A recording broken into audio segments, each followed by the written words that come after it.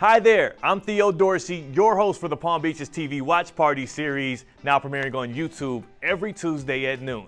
Today, we're going west, about 12 miles west of the town of Palm Beach to be exact. We're talking about Wellington, Florida, the horse riding capital of the world and home to the Winter Equestrian Festival.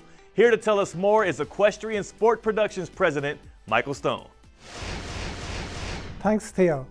We're proud to say Wellington is home to the longest running horse show in the world, the Winter Equestrian Festival. The festival used to be 12 weeks, but now we have 13 weeks of family-friendly events running from January the 4th to April the 2nd. They include everything from pony riders to some of the best horse rider combinations in the world. Many locals may remember our venue as the Palm Beach International Equestrian Centre, but we recently rebranded and the property is now called Wellington International. It's a new name, but you can still find all the same show jumping and excitement.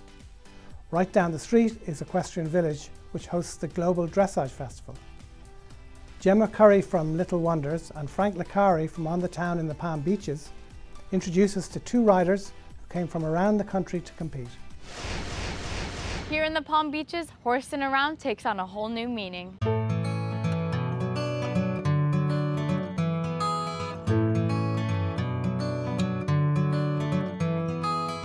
I'm here at the Winter Equestrian Festival in Wellington, Florida. This is Liza Boyd, a three-time world-class champion hunter rider. Can you tell me about this incredible festival? Yeah, this is just an amazing place to be able to spend the winter. We have 12 rings here for the entire season. People come here from January to April. The top hunters and jumpers in the country all meet here, and actually the world meet here to spend their winter and compete.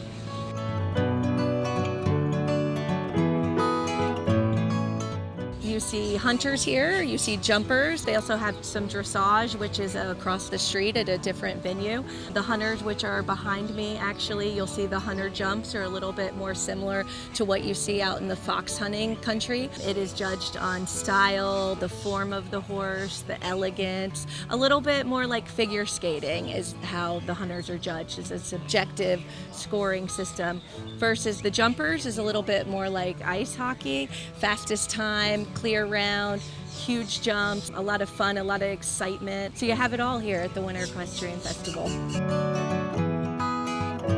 During the wintertime, Wellington's population increases substantially. Not only do the horses come to town, but so do the riders, and I'm very, very privileged today to be speaking to Allie Brock, bronze medal winner at the recent Olympics. Team bronze. Team bronze. Pretty cool. Pretty cool right there. Yeah. For me, it was very, very surreal. It still is a little surreal when I look at the photos and stuff. But I mean, it's your whole life dedicated to this, and you get to the arguably the biggest stage in the world. Absolutely. I think I would be so nervous that I don't think I could even function. We're not allowed to do that. Yeah. Well, of course. Yeah. You got to run on the We were line. there to do a job. Now, the horse's name. Roosevelt. Roosevelt. Yes. He knew he was at a major championship. And he's agreeing with you. Yeah, and he had to deliver.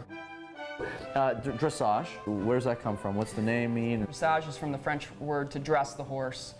And it's about gymnastically developing the horse to being a top-level athlete doing certain movements that were useful on the battlefield at one point. And you end up with this extremely obedient top dancer. They have to be a superb athlete. They can't be susceptible to injury. Sure. They have to be a bit tough. On top of that, they have to be very emotionally stable. They trust their rider, and the rider is able to create like a bond with them so that the horses trust to actually go into the arena and do what they're asking. I'd imagine you probably care for him more than anybody. Myself. Right. Yeah. Yeah, you'd have to. Yeah. That's incredible. So why Wellington? What is it? Well, look at the weather. Right. It's easy for us to compete every week if we want to. I arrived on the scene in 2001. We've seen massive growth in the past 15 years. Between the dressage riders, the show jumpers, and the polo players. When you hang out, do you guys like talk shop? Oh, we always talk That's shop. all you talk That's about, all right? horse people talk about. Yeah. You spend half your year here, and it's got to be pretty hectic, right, while you're here during that time? It's pretty hectic right now. Tell me a little bit about the Winter Equestrian Festival. Well, there's two horse shows going on. You have the Hunter Jumper, and then you have the Global Dressage Festival, which is just down the street. And you have people from all over the world, All right? over the world, yeah. If you're an American rider, you have to be here for the winter time. It's the most competitive spot to be in the country. And we still have a lot of Europeans coming over as well, competing especially in the show jumping, and then also South Americans, Central Americans coming as well. So it becomes this hot spot. The Winter Equestrian Festival is definitely the place to be. Not only are the competitors impressive, the venue itself, Wellington International, is almost 100 acres, including 18 arenas, surrounded by stadium and box seating and hospitality pavilions. But it's also quite accessible to everyone.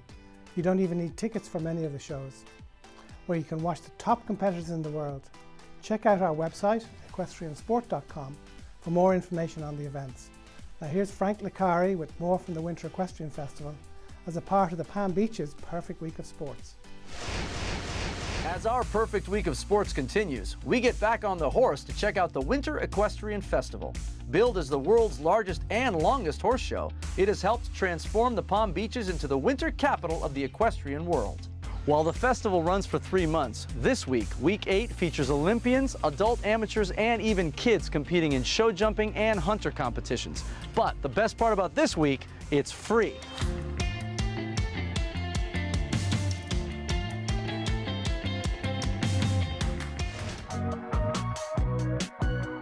Michael D. Murphy.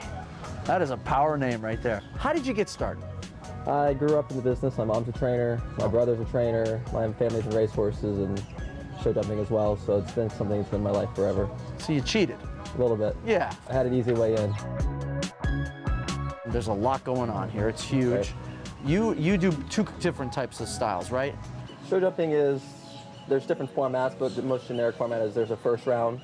You have to be within a time allowed that's set to jump the complete course without having any penalties, meaning knock a fence down. Can't knock anything down. Right.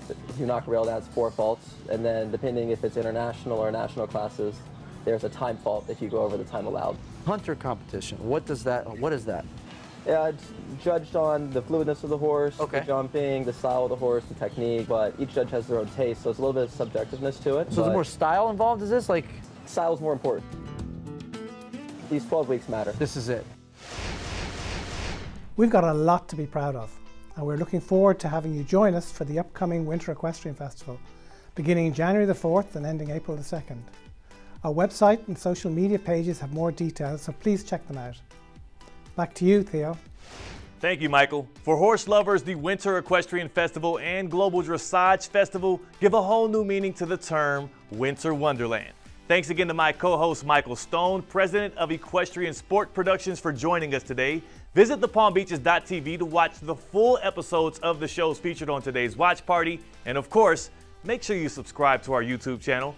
I'm Theo Dorsey, and I'll see you next week.